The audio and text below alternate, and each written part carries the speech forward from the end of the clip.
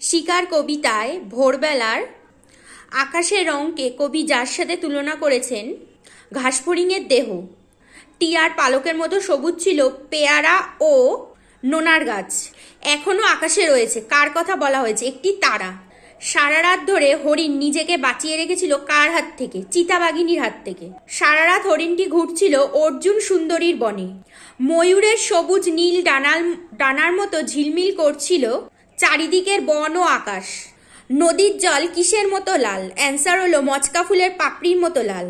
শিকার কবিতায় দ্বিতীয়বার আগুন জ্বলেছিল হরিণের মাংস তৈরি করার জন্য। সবুজ ঘাসকে কবি কিসের সঙ্গে তুলনা করেছে? কচি বাতাবি লেবুর সাথে। শিকার কবিতাটি কি শব্দ দিয়ে তৈরি হয়েছে, মানে শুরু হয়েছে? ভোর। শিকার কবিতায় পংক্তি সংখ্যা কটি? 37টি। নদীর জলে যে হরিণটি নেমেছিল তা ছিল তীক্ষ্ণ শীতল। এসেছে সে ভোরের আলোয় নেমে। কার কথা বলা হয়েছে? হরিণের কথা বলা হয়েছে। একটা অদ্ভুত শব্দ। কিসের শব্দের কথা বলা হয়েছে? বন্দুকের শব্দ। ভিডিওটা যদি তোমাদের ভালো লেগে থাকে অবশ্যই লাইক, শেয়ার, সাবস্ক্রাইব করতে ভুলো না।